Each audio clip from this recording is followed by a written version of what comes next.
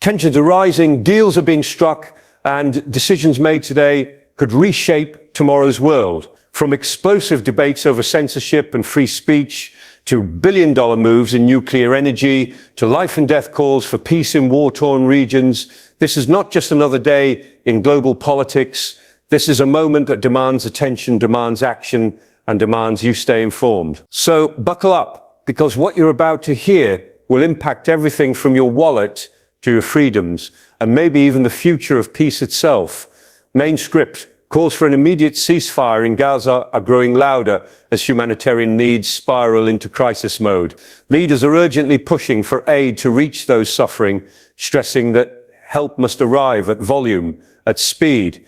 But even as shipments are readied, concerns persist that some of that aid may be intercepted or misused, especially by groups like Hamas. Still, the United States has stepped up with a $60 million contribution specifically for food aid, aiming to support civilian lives without enabling violence. It's a difficult balancing act, one that weighs compassion against caution in one of the world's most volatile regions. Meanwhile, economic cooperation is getting a major boost, with leaders praising a recent breakthrough trade deal. The agreement isn't just about exports or tariffs, it's about unity and shared prosperity. At a time when division is easy to exploit, moments of diplomatic success like this matter. They remind us that international alliances still hold power, not only in economics, but in the broader vision of global stability. And in that spirit of cooperation, eyes are now turning toward the future of energy. Nuclear energy, specifically small modular reactors, is becoming a key part of the conversation. Rolls-Royce is taking a lead role in this innovation, supported by a joint push from the US and UK governments. The promise is compelling: clean, safe, affordable energy that breaks the world's dependence on volatile fossil fuel markets. And let's not forget, weaponized energy prices, like those seen during conflicts, don't just hurt economies, they also empower dictators. A nuclear energy revolution might just be the answer to both. But the energy debate doesn't stop there. Offshore wind farms, once hailed as the golden path to green energy, are now under fire. Critics argue they're costly, inefficient, and harmful to marine ecosystems. Even more concerning are claims that Chinese-made turbines are flooding Western markets, subsidized, cheap, and built with little transparency. Some say this isn't just a climate debate, it's a national security issue. In response, many are calling for a return to oil, gas, and nuclear investments that offer both control and reliability. And if there's one issue that's more charged than energy, it's the growing battle over social media censorship. The UK has proposed sweeping new powers that would allow the government to censor harmful online content, especially targeting materials seen as dangerous for children. Supporters say it's about protecting the next generation. Critics warn it's a slippery slope toward authoritarian control. In the US, a parallel bill is being pushed by the Speaker's own wife, aiming to curb online harm to minors.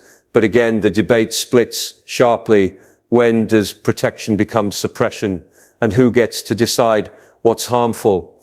Even more urgent is the unfolding tragedy of the Russia-Ukraine war. Reports now claim over 7,000 soldiers are dying every single week. Let that number sink in. Families are being torn apart. Cities are being reduced to rubble. And yet, peace feels just out of reach. Leaders are now signaling that unless meaningful progress is made toward a diplomatic resolution within the next 10 to 12 days, secondary sanctions and tariffs could escalate dramatically. There's also growing frustration with European NATO members, many of whom are perceived as not contributing their fair share, while the US foots the lion's share of the bill.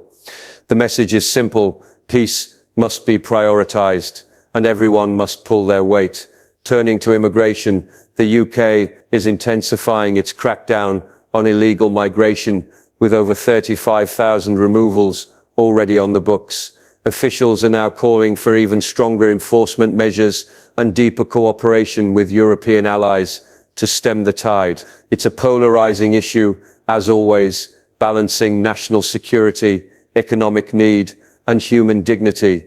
But what's clear is this: Migration policy is no longer a side issue. It's now central to political identity on both sides of the Atlantic. While all this unfolds, UK domestic politics are heating up. The Mayor of London is under intense criticism for his handling of city affairs. There's talk of Parliament being recalled for a historic speech, possibly involving controversial figure Nigel Farage. And to top it off, an unprecedented second state visit is on the horizon, one that would see the leader welcomed again by the royal family. Praise for King Charles and Queen Camilla has also resurfaced, perhaps signaling a diplomatic charm offensive in motion. In an age of uncertainty, tradition still has its role to play. Of course, no conversation about current affairs would be complete without touching the third rail of modern scandals, the Epstein files, dismissed by some as a hoax and labeled a political weapon by others. These documents have ignited yet another firestorm. Accusations are flying, claiming political enemies like James Comey, Merrick Garland, and even President Biden are behind attempts to cover up or weaponize the information. Some are comparing it to the infamous Steele dossier, suggesting the whole thing is a fabrication meant to manipulate public opinion and destroy reputations. Truth, distraction, something more sinister.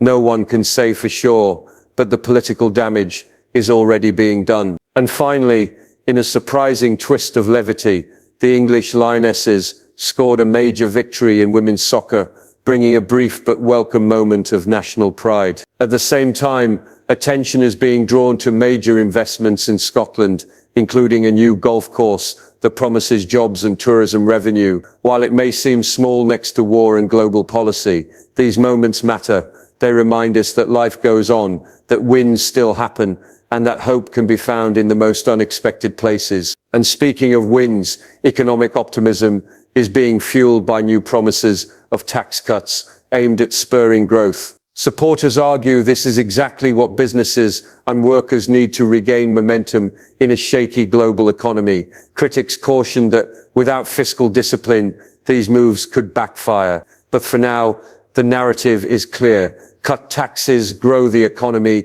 and restore confidence. Closing call to action. The world is shifting fast, from peace talks to power grids, from immigration enforcement to internet freedom, and from war zones to royal receptions. These stories aren't just headlines, they're milestones in a rapidly changing global landscape.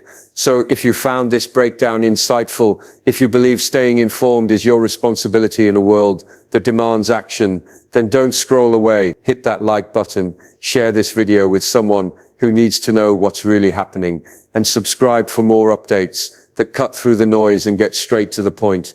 This isn't just news, this is your world understood, unpacked and delivered. Stay alert, stay involved, and above all, stay informed. Subscribe now. This channel